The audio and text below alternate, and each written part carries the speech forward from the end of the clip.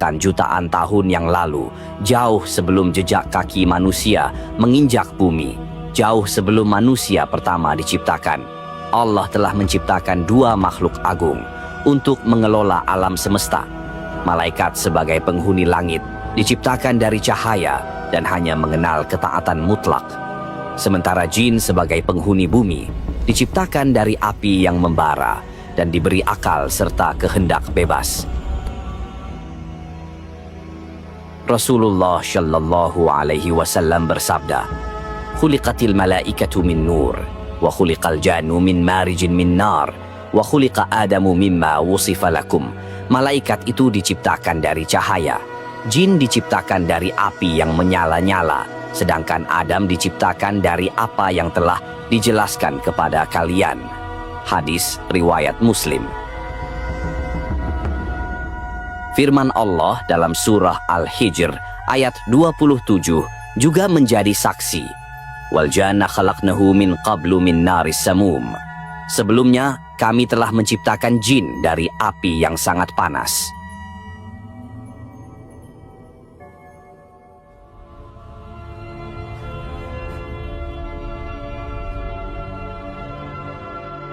Kehidupan bangsa jin sangat kompleks dan mirip dengan manusia. Mereka hidup berkelompok, membentuk peradaban, suku, dan kerajaan dengan raja-raja yang berkuasa. Riwayat-riwayat menyebutkan bahwa mereka membangun istana-istana megah dan kota-kota yang tersebar di daratan dan lautan. Namun, karena tidak terlihat oleh mata manusia, dunia mereka tersembunyi dari pandangan kita. Sama seperti kita, jin juga butuh makan dan minum. Rasulullah Shallallahu Alaihi Wasallam pernah menyebutkan bahwa makanan bagi jin yang beriman adalah tulang dan kotoran hewan yang masih bersih. Tulang-tulang ini akan berubah menjadi daging yang lezat bagi mereka. Sementara itu, jin kafir atau setan diketahui memakan makanan manusia yang tidak diawali dengan menyebut nama Allah. Mereka juga memiliki keluarga. Mereka menikah, bereproduksi, dan memiliki keturunan. Al-Quran sendiri mengisyaratkan adanya pasangan bagi jin. Dan yang paling jelas, kita tahu iblis memiliki keturunan yang terus-menerus berusaha menyesatkan manusia. Meskipun bentuk asli mereka tidak terlihat, mereka bisa mengubah wujud, bahkan menyerupai manusia atau hewan. Tujuan utama penciptaan mereka, sama seperti manusia, adalah untuk beribadah kepada Allah Subhanahu wa Ta'ala, sebagaimana dijelaskan dalam surah Az-Zariyat ayat 56. "Wa ma khalaqtul jinna wal insa illa liya'buduni." Tidaklah aku menciptakan jin dan manusia kecuali untuk beribadah kepadaku.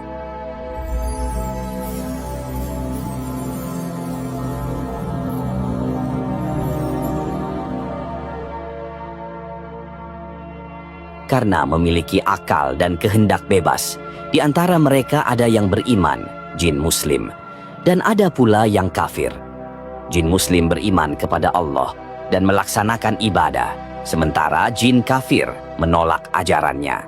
Sayangnya, mayoritas dari mereka seiring berjalannya waktu melupakan tujuan mulia ini.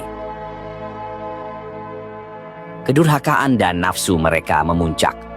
Bumi yang seharusnya menjadi tempat yang damai berubah menjadi medan perang. Bangsa jin saling membunuh, berbuat kerusakan, dan menumpahkan darah. Kekacauan ini begitu dahsyat sehingga bumi menjadi tidak layak huni.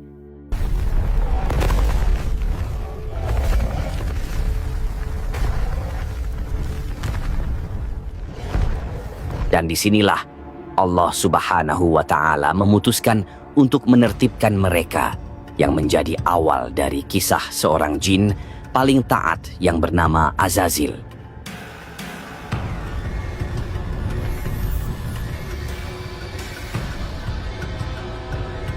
Di tengah-tengah kekacauan yang dibuat oleh bangsa jin, ada satu sosok yang sinarnya paling terang. Namanya adalah Azazil. Ia bukan malaikat, melainkan jin yang paling saleh. Ketaatan dan ibadahnya kepada Allah begitu luar biasa, melampaui jin lainnya, bahkan membuat para malaikat mengaguminya. Berdasarkan riwayat dari para ulama terkemuka seperti Syekh Abu al-Laits As-Samarqandi dan Imam Al-Ghazali, Azazil bukanlah sosok biasa. Ia adalah pemimpin para malaikat Karubiyun yang merupakan malaikat-malaikat terdekat dengan Allah. Ia pernah menjadi penjaga surga selama 40.000 tahun dan memimpin malaikat melakukan tawaf di Arsy selama 14.000 tahun. Ibadahnya tercatat selama lebih dari 185.000 tahun, sebuah waktu yang tak terbayangkan.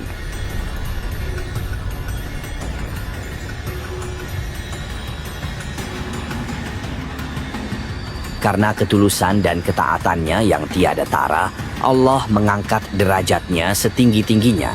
Ia diperbolehkan tinggal di surga, di tengah-tengah para malaikat yang suci, bahkan menjadi imam bagi mereka dalam beribadah. Posisinya yang terhormat membuat semua malaikat menghormatinya. Azazil menjadi simbol ketaatan yang sempurna dari makhluk yang memiliki kehendak bebas. Ia dikenal sebagai Azazil, yang berarti yang dihormati atau yang disayangi. Ia adalah jin paling mulia yang pernah ada. Ketika kerusakan yang dibuat oleh jin di bumi sudah tak terkendali, Allah memutuskan untuk membersihkan bumi. Untuk tugas besar ini, Allah memilih Azazil. Ia memimpin pasukan malaikat turun ke bumi. Di bawah kepemimpinannya, para malaikat menaklukkan jin-jin yang durhaka, mengusir mereka ke tempat-tempat terpencil seperti pulau-pulau terasing, lembah-lembah tersembunyi, dan dasar lautan.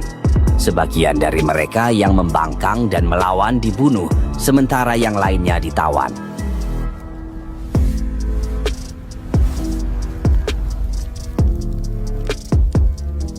Misi penertiban berhasil dan bumi kembali damai dan bersih, siap untuk menyambut ciptaan Allah yang baru.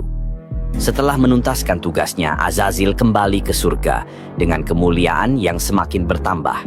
Namun, ia tidak menyadari bahwa kebanggaan dan kekagumannya terhadap dirinya sendiri telah tumbuh menjadi bibit kesombongan yang tersembunyi di dalam hatinya, menunggu waktu untuk meledak. Dan ujian terberat itu akan segera datang. Setelah bumi dibersihkan dan ditertibkan, Allah mengumumkan sebuah rencana besar. Sebuah rencana yang akan mengguncang surga dan takdir semesta. Allah berfirman kepada para malaikat, "Sesungguhnya aku akan menciptakan seorang khalifah di muka bumi." Para malaikat yang telah menyaksikan kerusakan yang dibuat oleh bangsa jin di bumi merasa heran. Mereka bertanya, "Mengapa engkau hendak menjadikan di bumi itu orang yang akan membuat kerusakan padanya dan menumpahkan darah? Padahal kami senantiasa bertasbih dengan memuji engkau dan menyucikan engkau." Pertanyaan ini menunjukkan kekhawatiran mereka berdasarkan pengalaman masa lalu. Namun, Allah menjawab dengan penuh hikmah, "Sesungguhnya aku lebih mengetahui apa yang tidak kalian ketahui." Makhluk baru ini adalah Adam, manusia pertama. Allah menciptakannya dari segumpal tanah kering yang dicampur dengan air, sebuah materi yang sangat berbeda dari api tempat jin diciptakan. Allah menciptakannya dari segumpal tanah yang diambil dari seluruh penjuru bumi. Dari beragamnya jenis tanah inilah kelak akan lahir keturunan Adam dengan perbedaan rupa, warna kulit, dan karakter. Ada yang berkulit putih, ada yang hitam, ada yang keras wataknya, dan ada pula yang lembut. Setelah jasad Adam sempurna dibentuk dari tanah liat, ia terdiam seperti patung. Jasad ini belum bernyawa. Pada saat itulah makhluk-makhluk surga mulai memerhatikannya. Di antara mereka, Azazil datang dengan penuh rasa ingin tahu yang bercampur dengan keangkuhan. Ia memukul-mukul jasad Adam dan mendapati bahwa ia berongga. Dalam hatinya, bisikan-bisikan jahat mulai muncul. Jika aku diberi kekuasaan atasnya, aku akan menguasainya. Tapi jika dia menguasai aku, sungguh aku akan membangkang. Benih kesombongan sudah mulai tumbuh, jauh sebelum ia diperintah untuk sujud. Lalu, tiba saatnya Allah meniupkan ruhnya ke dalam jasad Adam. Prosesnya tidak terjadi secara instan. Ketika ruh telah mencapai kepala Adam, ia merasakan sensasi seperti ingin bersin. Dan dengan karunia-Nya, Allah mengilhaminya untuk mengucapkan Alhamdulillah. Inilah kata pertama yang terucap dari lisan manusia. Ruh terus merambat ke mata, membuat Adam bisa melihat keindahan surga. Kemudian ke bagian mulut, membuatnya mampu berbicara. Dan setelah ruh menyebar ke seluruh tubuh, Adam pun bangkit, berdiri dan hidup sempurna. Segera setelah itu, Allah mengajarinya ilmu yang sangat luas, yaitu nama-nama segala sesuatu. Keistimewaan ini disebutkan dalam Al-Quran Surah Al-Baqarah, ayat 31. وَعَلَّمَ أَدَمَ الْأَسْمَاءَ كُلَّهَا ثُمَّ عَرَضَهُمْ عَلَى الْمَلَائِكَةِ فَقَالَ أَنْبِئُونِي بِأَسْمَاءِ هَؤُلَاءِ إِنْ كُنْتُمْ صَدِقِينَ. Dan dia mengajarkan kepada Adam nama-nama benda seluruhnya. Kemudian dia memperlihatkannya kepada para malaikat, seraya berfirman, "Sebutkan kepadaku nama-nama benda ini jika kamu benar." Keistimewaan ilmu yang diberikan kepada Adam ini menjadi bukti kemuliaan manusia yang bahkan tidak dimiliki oleh para malaikat. Allah lalu menantang para malaikat untuk menyebutkan nama-nama tersebut. Namun mereka tidak sanggup. Mereka mengakui keterbatasan ilmu mereka, dan kemuliaan Adam pun terbukti. Dan disinilah datanglah perintah yang menguji ketaatan seluruh makhluk di surga. Allah berfirman, "Sujudlah kalian kepada Adam." Ini adalah perintah sujud penghormatan, sebuah pengakuan atas kemuliaan dan kedudukan Adam sebagai khalifah. Ini bukan sujud penyembahan kepada Adam, melainkan sujud ketaatan kepada Allah yang telah memerintahkan.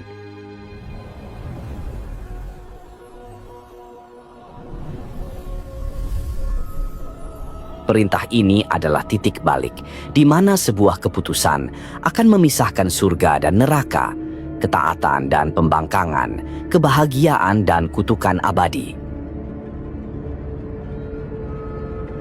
Perintah telah diberikan, suasana surga hening, dipenuhi ketaatan. Semua malaikat yang diciptakan dari cahaya dan hanya mengenal kepatuhan, segera bersujud tanpa ragu. Mereka menundukkan diri, mengakui keagungan Adam yang telah diberi ilmu langsung oleh Allah.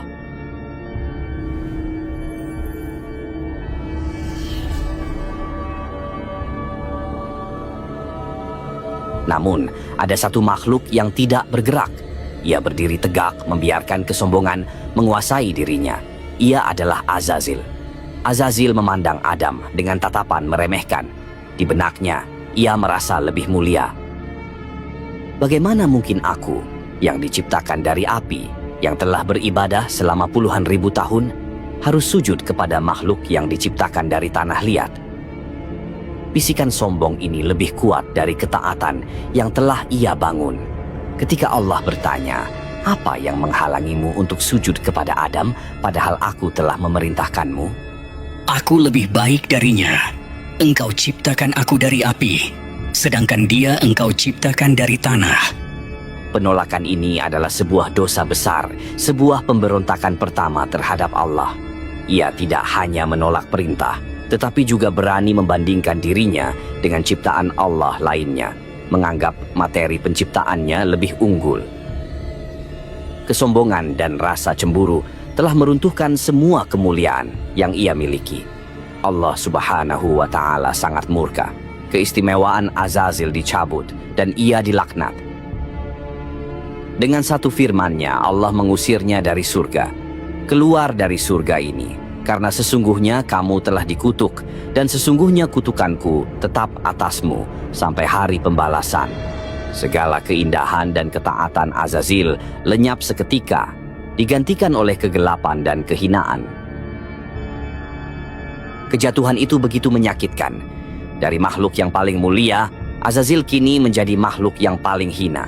Segala keagungan yang ia miliki selama ribuan tahun musnah dalam sekejap karena satu dosa, kesombongan. Allah melaknatnya dan sejak saat itu namanya bukan lagi Azazil. Ia dikenal dengan nama Iblis yang berasal dari kata ablasa yang berarti putus asa dari rahmat Allah. Nama ini menjadi simbol keputusasaan dan kekufuran abadi. Dengan penuh kebencian dan dendam, Iblis memohon kepada Allah, Tuhanku, berilah aku penangguhan sampai hari mereka dibangkitkan. Iblis meminta agar usianya dipanjangkan hingga hari kiamat, sebuah permintaan yang aneh dari makhluk yang baru saja dilaknat. Allah mengabulkan permohonannya. Sesungguhnya kamu termasuk orang-orang yang diberi tangguh. Permintaan ini dikabulkan sebagai ujian bagi seluruh umat manusia. Dengan waktu yang diberikan, Iblis bersumpah di hadapan Allah untuk menyesatkan seluruh anak cucu Adam. Ya Tuhanku, oleh sebab Engkau telah memutuskan bahwa aku sesat, pasti aku akan menjadikan mereka memandang baik perbuatan maksiat di muka bumi. Dan pasti aku akan menyesatkan mereka semuanya, kecuali hamba-hamba Engkau yang mukhlis, yang ikhlas di antara mereka. Kisah Azazil menjadi iblis adalah pengingat abadi bagi kita, bahwa ibadah dan ilmu tidak menjamin keselamatan jika hati dipenuhi kesombongan, bahwa kejatuhan terbesar bukanlah dari posisi yang tinggi, melainkan dari hati yang menolak kebenaran. Dan sejak saat itu, pertarungan antara kebenaran dan kebatilan, antara manusia dan iblis telah dimulai. Sebuah pertarungan yang akan terus berlangsung hingga hari kiamat.